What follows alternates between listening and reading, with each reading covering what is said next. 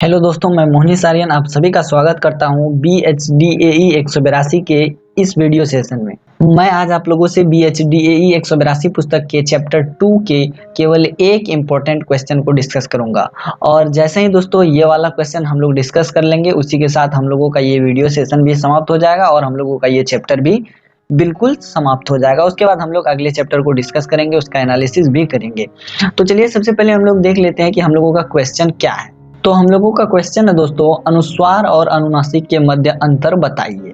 तो इस प्रश्न का कहना यह है दोस्तों कि हिंदी में जो दो ध्वनियां पाई जाती है, अनुस्वार तथा अनुनासिक, इन दोनों के बीच में अंतर कौन कौन से हैं। तो चलिए अब हम लोग इसका एनालिसिस कर लेते हैं। दरअसल दोस्तों, अनुस्वार और अनुनासिक ये हिंदी की दो अलग अलग ध्वनियां हैं और इनके प्रयोग में हमेशा सावधानी बरतनी चाहिए।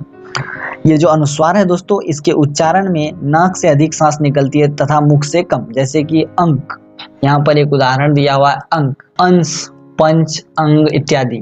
तो इसका अर्थ यह हुआ दोस्तों कि अनुस्वार युक्त शब्दों के उच्चारण के समय नाक से अधिक सांस निकलेगी तथा मुख से कम सांस निकलेगी, जबकि अनुनासिक के उच्चारण के समय नाक से बहुत कम सांस निकलती है तथा मुंह से बहुत अधिक सांस निकलती है। जैसे कि उदाहरण के लिए यहाँ दिए हुए हैं दोस्तों, आंसू, आंत, गांव, चिड़िया इत्यादि। ये सभी जो उदाहरण है ये अनुनासिक के उदाहरण है। अनुनासिक को हम लोग इस चिन्ह से इंगित करते हैं, मतलब अनुनासिक ध्वनि का ये प्रतीक चिन्ह है, जबकि अनुस्वार ध्वनि का ये प्रतीक चिन्ह है अथवा संकेत चिन्ह है। ये सभी बातें आप लोग समझ गए होंगे। तो हम लोग इसको इस तरह से भी कह सकते हैं कि अनुनासिक स्वरों पर चंद्रबिंदु लगती है, जबकि अनुस्वार स्वरों पर चंद्रबिंदु नहीं लगती है। तो ये सभी बातें आप लोग समझ गए होंगे। अब हम लोग चलिए देखते हैं नीचे क्या क्या बातें दी हुई हैं इस प्रश्न में।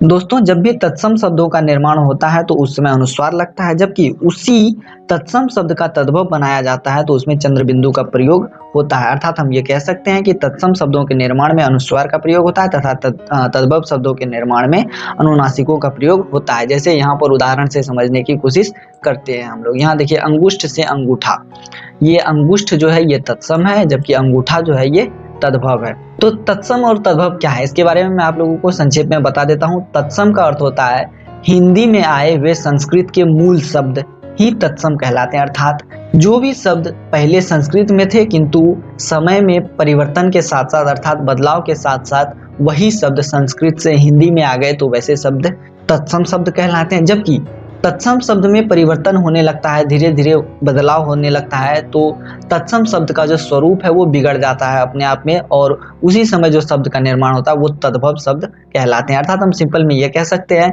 कि संस्कृत के बिगड़े हुए रूप को, संस्कृत शब्दों के बिगड़े हुए रूप को हम लोग तद्भव की संज्ञा देते हैं। अब दूसरा उदाहरण देखिए दोस्तों, दंत से दांत, ये दंत जो है ये तत्सम शब्द है, जबकि दांत जो है ये तद्भव शब्द है। तीसरा उदाहरण भी दिया हुआ है, अंत्र से आंत, ये तत्सम है अंत्र, जबकि आंत जो है ये तद्भव है। दोस्तों, हिंदी में जो अनुनासिक वर्णों की संख्या होती है ये 5 है, अंगो, यो, मूर्धन्त न, दंत न और मो, ये देखिए यहाँ पर लिखा हुआ है। और यही जो अनुनासिक वर्ण है इन्हें हम लोग पंचमाक्षर के नाम से भी जानते हैं। अब देखिए दोस्तों, अनुनासिक वर्णों के प्रयोग के लिए पुराने समय में संस्कृत में कुछ नियम भी दिए गए थे। तो उन्हीं में से एक नियम है, संस्कृत के अनुसार शब्द का अंतिम अक्षर जिस वर्ग का हो उसके पहले उसी वर्ग का पंचमाक्षर प्रयुक्त होता है। जैसे यहाँ पर देखिए कवर्ग, कवर्ग के लिए हम लोग लिखते हैं को, खो, गो, घो एवं अंगो। तो यहाँ पर ये कहा जा रहा है कि यदि हम लोग अंक लिखने की कोशिश करते हैं, ठीक है, ये अंक लिखा हुआ है, तो ये जो को है ये कवर्ग का पहला वर्ण है, ये को, ठीक है, ये जो को है ये कवर्ग श्रेणी का पहला वर्ण है। तो जब भी हम लोग यहाँ पर अनुनासिक वर्णों को लगाने की कोशिश करेंगे तो हम लोग इसी कवर्ग के अंतिम वर्ण को लगाएंगे। तो यहाँ से देखिए इसी कवर्ग के अंतिम वर्ण अर्थात पंचमाक्षर को लगाएंगे। जैसे यहाँ को, खो, गो, घो, अंगो, 1 2 3 4 5, पंचमाक्षर अर्थात 5वां वर्ण। तो यहाँ पर देखिए को के पीछे पंचमाक्षर अर्थात अंगो का प्रयोग किया गया है। मैं एक बार इसको इरेज करके दिखाने की कोशिश करता हूँ। देखिए यहाँ पर अंगो का प्रयोग किया हुआ। इसी तरह यहाँ पर देखिए दोस्तों चवर्ग, ठीक है, चवर्ग में चंचू लिखा हुआ यहाँ पे, ठीक है। तो यहाँ पर चवर के लिए हम लोग लिखते हैं चो, छो, जो, झो एवं यो। तो यहाँ पर मेनली क्या है दोस्तों कि यहाँ पर च के साथ इसी वर्ग चवर्ग का 5वां अक्षर का प्रयोग हुआ है। तो इस तरह से और भी बहुत सारे उदाहरण हैं दोस्तों, कहने की आवश्यकता नहीं है, आप लोग बुक में खोज करके लिख सकते हैं, समझ सकते हैं। अब आगे बढ़ते हैं, देखते हैं आगे क्या लिखा हुआ है। अब देखिए दोस्तों, वर्तमान समय में जो हिंदी के विद्वान हैं ये जो है संस्कृत के नियम को नहीं मानते हैं। डॉक्टर श्याम सुंदर दास और उनके जो सहयोगी हैं उनका कहना है कि सभी पंचम वर्णीय व्यंजनों के स्थान पर अनुस्वार का ही प्रयोग होना चाहिए। अर्थात यहाँ पर देखिए, मैं ऊपर ले चलता हूँ स्क्रीन को, यहाँ पर पंचम वर्ण जो अंगों का प्रयोग किया गया है इसको हटा करके अनुस्वार का प्रयोग होना चाहिए। जैसे इस अंक को हम लोग ऐसे भी लिख सकते हैं, ये रहा दोस्तों अंक। देखिए यहाँ पर अंगों हट करके ये अनुस्वार का प्रयोग ऊपर में कर दिया गया।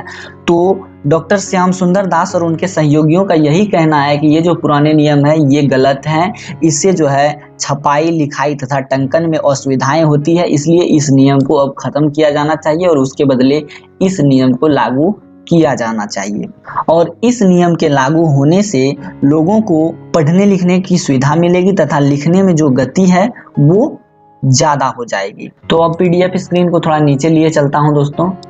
अभी वर्तमान समय में दोस्तों पंचमाक्षर का प्रयोग इस तरह से होता है। देखिए यहाँ पर जैसे अंग लिखने की कोशिश यहाँ पर की गई है पुराने तरीके से, कवर्ग का ये क वर्ग का जो गो वर्ण है, को, खो, गो, घो, अंगो, तो कवर्ग का जो गो वर्ण है यहाँ पर आप लोग देख रहे हैं ये वाला गो, इसके पीछे अंगों का प्रयोग किया गया है जो कि संस्कृत का नियम है। तो अभी के दौर में इसको अब समाप्त कर दिया गया है। अब सीधे सीधे अ के ऊपर में एक अनुस्वार लगा दिया जाता है, जिसे हम लोग अंस्वर अंग कहते हैं और फिर गो लगा देते हैं, तो ये बन जाता है अंग। तो इस प्रकार से अभी के दौर में पंचमाक्षरों का प्रयोग हो रहा है और इस तरह के प्रयोग से अभी छपाई लिखाई टंकन इत्यादि में असुविधाएं नहीं आ रही है, लोगों को सुविधा हो रही है पढ़ने में लिखने में टंकन में छपाई में। ठीक है, तो मैं उम्मीद करता हूँ कि ये सभी चीजें आप लोग समझे होंगे। अब देखिए दोस्तों, अभी जस्ट मैंने आप लोगों को कुछ देर पहले बताया कि तत्सम शब्दों के निर्माण में अनुस्वार का प्रयोग होता है, जबकि तद्भव शब्दों के निर्माण में चंद्र बिंदु का प्रयोग होता है। लेकिन अभी की स्थिति ऐसी नहीं है दोस्तों। अभी के दौर में शब्द चाहे कोई भी हो, तत्सम हो, तद्भव हो, देशज हो, विदेशज हो, लोग धड़ल्ले से अनुस्वार का प्रयोग करते हैं, सीधे सीधे ऊपर में अनुस्वार लगा देते हैं। जैसे कि मैं एक उदाहरण आप लोगों को दिखाना चाहता हूँ।